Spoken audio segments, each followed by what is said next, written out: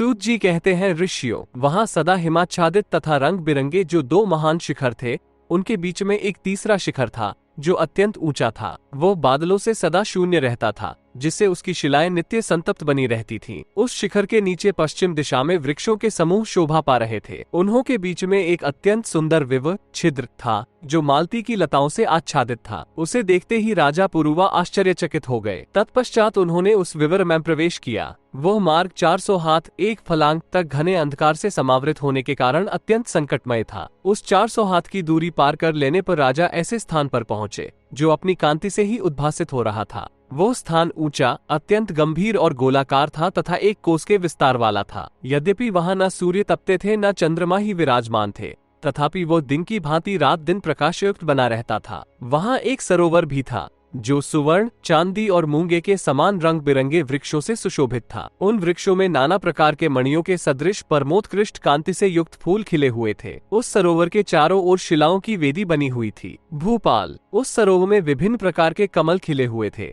जिनके पुष्पदल पद्मरागमणि सरीखे, केसर समूह हरिके से और पत्ते नीले वैदूर्य मणि के समान चमक रहे थे और वे सुगंध से भरे हुए थे। उनकी कर्णिका, छत्ता सुवर्णक समान चमकीली थी। उस सरोवर में जो भूमि थी वो हरे से आच्छादित थी, साथ ही वह नाना प्रकार के दूसरे खून से भी मंडित थी। महोपाल, वहां जल में उत्पन्न होने वाली कौड़ी, सीपी और शंख भी वर्तमान थे। वो कछुओं की साथ साथ भयानक घड़ियालों और मछलियों का वासस्थान था। राजन, उसमें कहाँ मरकतमणि तथा हारी के हजारों टुकड़े पड़े थे, कहीं पद्मराग, माणिक्य या लाल, इंद्रनील, नीलम, महानील, पुष्पराग, पुखराज, करकेतन, तुथक तथा शेष मणियों के खंड चमक रहे थे। कहाँ लाजवर्त, मुख्य रुधिरास, सूर्यकांत, चंद्रकांत, नीलवर्णांतिक, ज्योतिरस, रम्य एवं स्यमंतक मणियों की टुकड़े यत्र तत्र बिखरे पड़े थे। कहीं सुरमणि, सर्पमणि, वलक्षमणि और स्फटिकमणिक चट्टानें चमक रही थीं, तो कहाँ गोमेद, पित्तक, धूलोमणि, मरकत,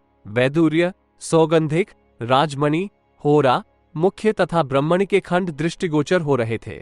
कहीं कहीं बिखरे हुए मोती अपनी प्रभा फैला रहे थे जो ताराओं की समान लग रहे थे।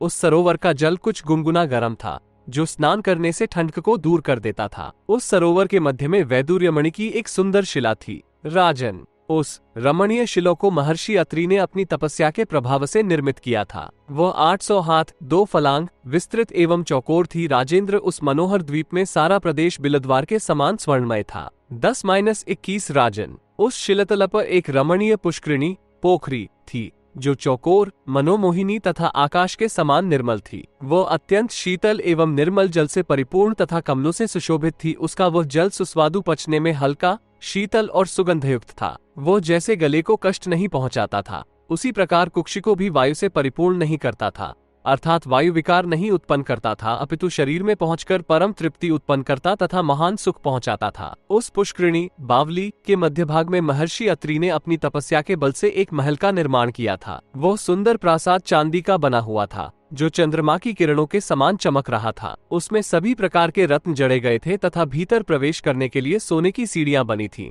जिनमें रमणीय वैदूर्य एवं निर्मल मंगे लगे हुए थे। उसमें इंद्रनील मणि के विशाल खंभे लगे थे। उसकी वेदिका अर्थात फर्श पर मरकतमणि जड़ी हुई थी। हीरे की किरणों से चमचमाता हुआ वो रमणीय महल देखते ही मन को लुभा लेता था। उस महल में देवाधिदेव भगवान जनार्दन मूर्ति रूप से संपूर्ण आभूषणों से विभूषित होकर शेषनाग के फणों पर शयन कर रहे थे। अंग, देवाधिदेव चक्रधारी का एक चरण घुटने से मुड़ा हुआ था और दूसरा चरण शेषनाग के ऊपर से होता हुआ लक्ष्मी को गोद में स्थित था। शेषनाग के फगों पर शयन करने वाले भगवान का बाजूबंद विभूषित एक हाथ शेषनाग के फणों पर स्थापित था। उस हाथ की अग्लियों का पृष्ठभाग शेष के सिर पर रखा हुआ था। उनका दूसरा हाथ फैला हुआ था। तीसरे हाथ का मणिबंध मुड़े हुए घुटने पर सुशोभित था तथा कुछ मुड़कर नाभिदेश पर फैले हुए पहले हाथ पर अवलंबित था। अब उनके चौथे हाथ की दशा सुनो। चौथे हाथ में भगवान कल्पवृक्ष का पुष्प धारण किए हुए थे और उसे अपनी नासिका तक ले गए थे। उस समय लक्ष्मी अपने कमल दल के समान कोमल हाथों से का चरण दबा रही थी। भगवान के मस्तक पर कल्पवृक्ष पुष्पों की मालाओं का मुकुट शोभा दे रहा था। वे हार, केयूर, बाजूबंद और अंगूठी से विभूषित तथा शेषनाग के फणों पर रखे हुए सुंदर रत्नों से प्रकाशित हो रहे थे एवं इनकी विशेषता ये थी कि महर्षि अत्रि ने उनकी स्थापना की थी। उनका चरित्र वस्तुतः जाना नहीं जा सकता। सिद्धगण सदा उनकी पूजा करते थे। कल्पवृक्ष के पुष्पों द्वारा उनकी अर्चना होती थी। उनके अंगों में दिव्य चंदन का अनुलेप था तथा वे दिव्य धूप से धूपित थे। सिद्धगण उन्हें सदा सरस एवं मनोहर फलों का उपहार देते थे। वे उत्तम पार्श्व से सुशोभित थे तथा उनके मस्तक पर कमल शोभा पा रहा था। 31-373 ऐसे भगवान की मूर्ति को अपने सम्मुख देखकर राजा पुरुरवा ने विधि पूर्वक घुटने टेककर और मस्तक को भूमि पर रखकर को प्रणाम किया तथा सहस्रनामों द्वारा उन मधुसूदन का स्तवन किया और उठकर बारंबार उनकी प्रदक्षिणा की। पुनः उस रमणीय देव मंदिर को देखकर उसी आश्रम में निवास करने का निश्चय किया।